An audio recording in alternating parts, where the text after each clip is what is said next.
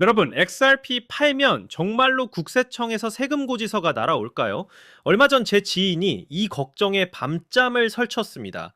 야, 2027년 되면 코인 팔 때마다 세금 폭탄 맞는 거 아니야? 하고 말이죠.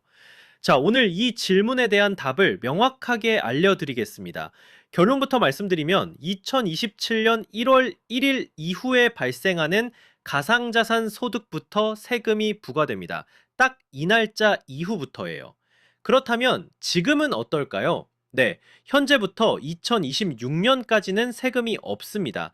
앞으로 대략 1년 남짓 동안은 코인을 사고 팔아 이익을 내도 세금을 낼 일이 없다는 뜻이죠. 제 지인은 이 말을 듣고 휴, 아직 당장은 세금 안 내도 되는구나 하고 가슴을 쓸어내렸습니다. 아마 우리 구독자님들도 일단은 한시름 놓으실 거예요. 적어도 당분간은 세금 걱정에서 자유롭다는 뜻이니까요. 그런데 착각하지 마시길 바랍니다. 이야기 여기서 끝나지 않습니다. 세금 얘기에는 숨은 층이 더 있어요. 2027년 이후에는 도대체 어떤 경우에 세금을 내게 될까? 그리고 왜 2027년 이전이 투자 전략상 중요할까? 하나씩 쉽게 풀어보겠습니다. 먼저 원칙은 간단합니다. 가상자산으로 돈을 벌었다면 세금 대상이 된다. 말 그대로 그겁니다. 예를 들어 볼게요.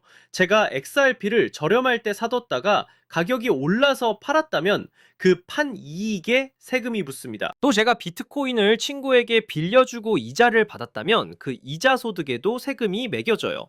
심지어 XRP를 이더리움으로 바꿔서 시세 차익을 봤다면 그 차익 역시 과세 대상입니다. 코인을 팔든 다른 코인과 맞바꾸든 누군가에게 빌려주든 그로 인해 경제적 이익이 생겼다면 전부 세금 대상이라는 얘기죠. 여기서 한 가지 짚고 넘어갈 게 있습니다. 게임 아이템이나 쿠폰처럼 돈 주고 거래할 수 있는 디지털 아이템도 있죠. 이런 건 법적으로 가상자산이 아니라고 분류되어 있어요. 그러니까 게임 아이템 팔아서 번 돈 같은 건 이번 코인 과세와는 무관합니다. 착각하시면 안 돼요. 다음으로 세율이 얼마나 될까요? 세금이라니까 겁부터 나는 분들 많으실 텐데요. 다행히도 처음부터 모든 이익에 세금을 매기는 건 아닙니다. 정부가 연 250만 원까지는 비과세 혜택을 줍니다. 1년 동안 코인으로 번 돈이 250만 원 이하면 세금을 한 푼도 안 내도 돼요. 그리고 초과분에 대해서만 20% 세율로 과세됩니다. 예를 들어 한 해에 코인으로 500만 원 벌었다면 그중 250만 원까지는 세금 면제이고 나머지 250만 원에 대해서만 20% 세금을 매기는 거예요. 대략 50만 원을 세금으로 내는 셈이죠. 만약 연간 수익이 200만 원이라면 250만 원에 못 미치니까 세금을 한 푼도 안 냅니다. 이런 구조라서 소액 투자자들은 생각보다 세금 부담이 크지 않을 수 있어요. 제가 늘 말씀드리죠. 세금 때문에 투자 망한다. 이런 식으로 공포에 질릴 필요 없습니다. 구조를 알면 생각보다 합리적입니다. 그렇다면 과세 대상 이익은 어떻게 계산할까요? 복잡해 보이지만 원리는 이렇습니다. 내가 코인을 사고 판 순이익에 대해서만 세금을 매기는 거예요.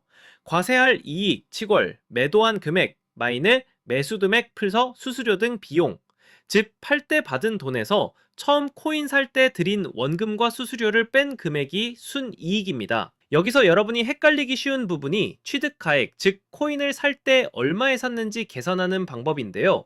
코인을 여러 번 나눠 사기도 하잖아요.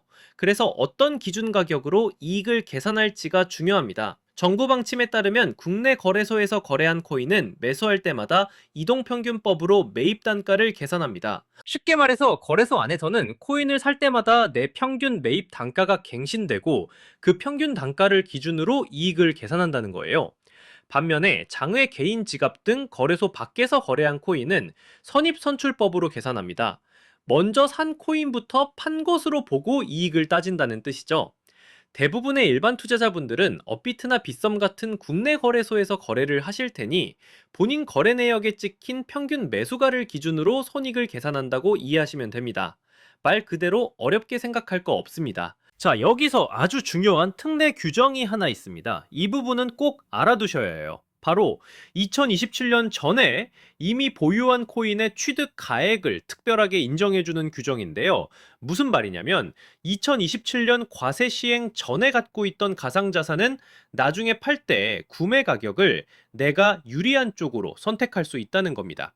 구체적으로 2026년 12월 31일 당시 시가와 내가 실제로 샀던 가격 중 더 높은 금액을 취득 가액으로 인정받을 수 있어요. 이게 무슨 의미냐고요? 세금 계산할 때는 매수가가 높을수록 나중에 팔 때 이익이 작게 잡혀서 세금을 덜 냅니다. 정부가 이렇게 2026년 말 시세까지 구매가로 쳐주겠다는 건 과세 시행 전에 보유하고 있던 코인에 대해서 세금 측면에서 유리하게 해주겠다는 뜻이에요. 예를 들어 볼까요? 제가 XRP를 한 개에 1,000원에 샀는데 2026년 마지막 날 시세가 5,000원이었다고 해봅시다. 나중에 2027년에 이걸 팔면 세금 계산할 때 제 XRP의 취득가를 5,000원으로 간주할 수 있다는 거예요. 그러면 5,000원에 산 걸로 치고 팔 때 가격이 예를 들어 6,000원이면 이익은 1,000원밖에 안 되니까 세금도 아주 조금이겠죠. 반대로 2026년 말 시세가 내가 산 가격보다 낮다면 어떻게 할까요? 그때는 실제 산 가격, 즉 더 높은 쪽을 취득가로 삼으면 됩니다. 요컨대 2027년 이전에 미리 보유한 코인은 나중에 세금 계산할 때 더 높은 기준가를 적용받아서 이익을 줄여주는 혜택을 얻는다. 이 점 꼭 기억해 두세요. 이게 정말 중요한 겁니다. 이제 세금 신고는 언제 어떻게 할까 궁금해 하실 텐데요. 이것도 알아두셔야죠. 가상자산 소득에 대한 세금 신고와 납부는 매년 5월 1일부터 5월 31일 사이에 하게 됩니다. 우리가 흔히 아는 종합소득세 신고 기간이죠. 하지만 코인 소득은 다른 근로소득이나 사업소득과 합산하지 않고 분리과세로 따로 계산됩니다. 쉽게 말해 월급이랑 합쳐서 세율이 올라가고 이런 게 아니라 코인 수익만 떼어서 따로 세금 계산을 한다는 거예요. 신고 방법은 주식 양도소득세 신고와 비슷하게 홈택스를 통해 하게 될 것으로 보입니다. 그리고 한 가지 더 꼭 기억하실 점, 국내 거래소뿐 아니라 해외 거래소에서 거래한 내역까지 모두 신고 대상입니다. 내가 바이낸스 같은 해외 거래소나 개인 지갑에서 코인을 옮겨서 거래했다? 그런 내용도 빠짐없이 챙겨서 신고해야 해요. 누락되면 나중에 불이익이 생길 수 있으니까요. 그래서 거래 시점, 수량, 매수가, 매도 금액, 수수료 등 모든 거래 기록을 꼼꼼하게 보관하는 게 정말 중요합니다. 지금부터 하나씩 정리해 두시면 2027년 이후 세금 신고할 때 당황하지 않고 자료를 제출할 수 있을 거예요. 자, 지금까지 2027년부터 시행될 가상자산 과세의 구조를 쭉 훑어봤습니다. 조금 딱딱한 내용이었지만 이제 본격적으로 이 과세 체계가 XRP 투자 전략과 어떻게 연결되는지 이야기해 볼까요? 세금 얘기만 들으면 머리가 아플 수 있는데 여기에는 XRP 투자자들이 눈여겨볼 만한 중요한 기회와 전략의 힌트가 숨어 있습니다. 먼저 가장 크게 짚고 넘어가야 할 포인트는 2026년까지는 세금이 없다는 사실 그 자체예요. 이건 투자자 입장에서 두 가지 의미가 있습니다.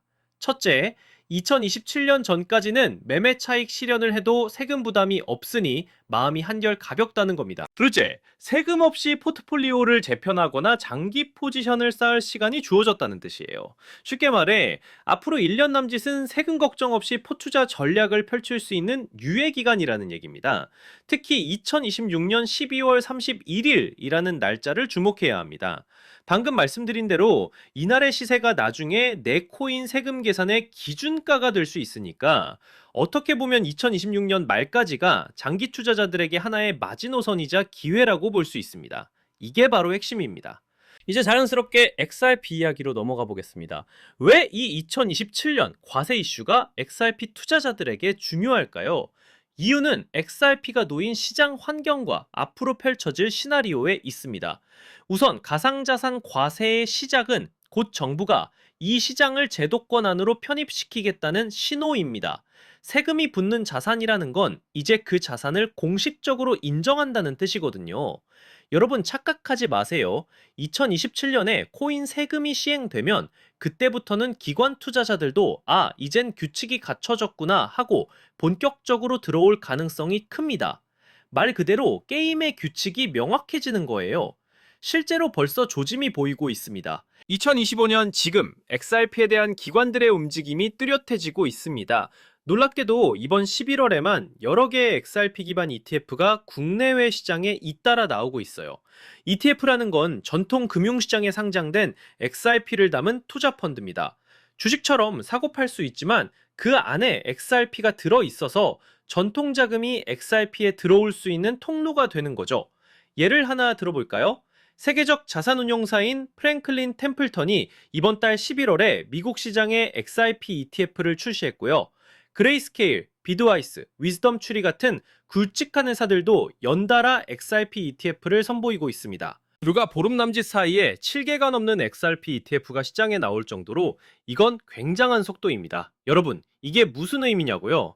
그만큼 기관 자금이 XRP에 관심을 두기 시작했다는 뜻입니다. ETF가 등장하면 펀드에서 실제 XRP를 사서 보유해야 하기 때문에 XRP에 대한 꾸준한 매수 수요가 발생하는 효과도 기대됩니다. 이러한 기관들의 움직임은 우연이 아닙니다. 규제가 명확해지니 이제는 뛰어들 때라고 판단하는 거죠. 제가 늘 말씀드리지만 큰 손들은 항상 한 발 앞서 준비합니다. 또 하나 중요한 흐름이 있습니다. XRP 네트워크의 실제 활용도가 빠르게 확대되고 있다는 점입니다. 리플사가 올해 출시한 미국 달러 연동 스테이블 코인 RLUSD 이야기 들어보셨나요? XRP 원장, 즉 XRP 레저 위에서 달러와 1대1로 가치가 고정된 코인인데요. 지난해 12월에 처음 발행됐는데 나온 지 1년도 안 돼 시가총액 10억 달러를 훌쩍 넘겼습니다. RLUSD 스테이블 코인은 국제 송금이나 결제에 XRP를 활용하려는 큰 그림의 한 부분이에요. 쉽게 말해서 XRP를 기반으로 달러를 송금하고 결제하는 시대가 이제 현실로 성큼 다가오고 있다는 거죠. 실제로 리플사는 은행들과 손잡고 몇 년 전부터 블록체인 기반 해외 송금을 추진해 왔는데 규제 불확실성 때문에 큰 성과를 내진 못했습니다. 그런데 이젠 달라집니다. 규제도 명확해지고 세금까지 매겨지기 시작하면 오히려 제도권에서는 암호자산을 공인된 틀 안에서 활용할 때가 왔다는 분위기가 만들어질 수 있습니다. 이렇게 되면 국제결제망에서 XRP의 활용도가 더욱 늘어날 가능성이 커요. 정리하면 XRP를 둘러싼 환경이 2027년을 전후로 크게 바뀌고 있다는 겁니다. 한쪽에서는 세금 제도가 갖춰지면서 암호화폐가 공식 자산으로 편입되고 다른 한쪽에서는 ETF 출시, 스테이블 코인, 결제망 연결 같은 호재들로 XRP에 대한 기관과 실수요층의 수요가 늘어나는 시기가 오고 있어요. 이런 구조적 전환 국면에서 우리는 세금을 고려한 투자 전략을 세워봐야 합니다. 그렇다면 실전에서 어떤 투자 전략을 생각해 볼 수 있을까요? 제가 서두에서 살짝 언급했듯이 우선 2026년까지는 세금이 없으니 단기 매매로 이익 실현하기 좋은 시기인 건 맞습니다. 하지만 아이러니하게도 많은 전문가들은 오히려 이 기간을 XRP를 모을 시간으로 활용하고 있습니다. 어떻게 보면 세금을 신경 쓸 필요 없이 마음껏 모을 수 있는 마지막 구간이니까요. 왜 그럴까요? 이유는 2027년 이후를 내다보기 때문입니다. 2027년에 세금이 도입되면 이제 잦은 매매는 수익을 갉아먹기 시작합니다. 사고 팔 때마다 세금이 붙으면 단타치기가 부담스러워지죠. 그래서 차라리 불이세금 없을 때 미리 XRP를 분할 매수 꾸준히 모아두는 겁니다. 가격이 오르든 내리든 매월이든 매주든 정해진 금액만큼 주칙적으로 사두면 나중에 평균 매수가 관점에서 안정적으로 포지션을 쌓을 수 있습니다. 그리고 이렇게 2027년 전까지 모은 XRP는 아까 말씀드린 것처럼 세금 계산에서도 유리하기까지 하니 일석이조 아닙니까? 지금은 앞서 언급한 여러 호재 덕분에 시장이 장기 상승에 대한 기대감이 커지고 있기도 합니다. 물론 하루하루 가격은 출렁이겠지만 XRP의 펀더멘털, 즉 사용 사례와 네트워크 효과가 강화되고 있다는 점에서 길게 보면 긍정적인 스토리가 만들어지고 있어요. 큰 돈은 기다렸다가 움직입니다. 우리는 그 흐름에 올라타면 되는 거예요. 투자자들의 심리도 염두에 둬야 합니다. 이 세금 유예 기간 동안에는 상대적으로 투자자들이 적극적으로 움직일 수 있습니다. 지금 벌어놔야 나중에 세금 덜 낸다는 생각에 2026년까지 시장이 어느 정도 활기를 띨 수도 있어요. 반면에 과세 시작 시점이 가까워지면 2026년 말쯤엔 일부 단기 투자자들이 차익 실현을 하고 빠져나오려는 움직임도 분명 있을 겁니다. 세금 시작되기 전에 일단 익절하고 보자 하는 심리가 작용할 수 있다는 거죠. 그럼 어떻게 될까요? 오히려 그때가 장기 투자자에게는 기회일 수 있습니다. 남들이 2026년 말에 세금 신경 쓰면서 팔 때 나는 오히려 그 가격, 특히 12월 31일 시세를 기준가로 삼아 이후를 대비할 수 있으니까요. 남들이 두려워할 때 저는 욕심낸다는 워런 버핏의 말처럼 한 발 앞서 생각하면 남들이 겁낼 때 전략적으로 움직일 수 있습니다. 착각하지 마세요. 과세 시기가 온다고 해서 무조건 시장이 나빠지는 게 아닙니다. 준비된 사람에겐 오히려 새로운 국면의 시작입니다. 이제 마무리하면서 꼭 기억해야 할 포인트들을 짚어보겠습니다. 우선 2027년부터는 가상자산 소득에 세금이 붙는다는 큰 전환점을 잊지 마세요. 그리고 2026년까지는 세금이 없다는 유예기간도요. 이 두 가지 사실만으로도 시장의 큰 흐름과 투자 심리가 달라질 수 있습니다. 또 하나, 모든 거래 기록을 남겨두세요. 매수 날짜, 수량, 가격, 거래소 수수료까지 빠짐없이 정리해두는 습관이 필요합니다. 나중에 세금 신고할 때 이 기록만큼 중요한 게 없습니다. 특히 여러 거래소를 쓰거나 해외 거래소 개인 지갑을 이용하신다면 더 꼼꼼히 챙기셔야 합니다. 그리고 코인 간 교환이나 대여 이자도 과세 대상이란 점을 항상 염두에 두세요. 괜히 이건 현금화한 게 아니니 세금 없겠지 했다가 나중에 낭패 볼 수 있습니다. 이게 정말 중요한 겁니다. 마지막으로 XRP 투자에 대한 제 개인적인 인사이트를 덧붙이며 영상 마무리하겠습니다. 2027년까지 남은 이 기간은 두려움의 시간이 아니라 준비의 시간입니다. 제가 늘 말씀드리죠. 공포에 지배당하면 기회를 놓칩니다. 과세가 시작되면 제도권 자금이 들어오는 동시에 우리 같은 개인 투자자는 세금을 신경 써야 하는 새 시대를 맞이합니다. 그 변화가 오기 전에 자신만의 원칙을 갖고 대비한다면 2027년 이후에도 흔들림 없이 투자 여정을 이어갈 수 있을 거예요. 어떻게 해야 될까요? 지금부터 우리가 할 일은 두려워서 도망치는 게 아니라 세금 구조를 철저히 이해하고 그것마저 아우르는 장기 전략을 세우는 것입니다. 이렇게 지식과 원칙으로 무장하고 시장을 미리 준비하는 자세, 이게 바로 경제적 자유를 이루는 길입니다. 영상 끝까지 시청해주셔서 감사합니다. 끝으로 안내 말씀드릴게요. 리플 XRP 실시간 매수 매도 타점과 속보를 가장 빠르게 받아볼 수 있는 실시간 커뮤니티에 참여하는 방법을 이 영상 마지막에 안내해 드리겠습니다. 실제 매매 타점이 필요하신 분들은 참고하시길 바랍니다. 그럼 저는 다음 영상에서 또 인사드리겠습니다. 고맙습니다.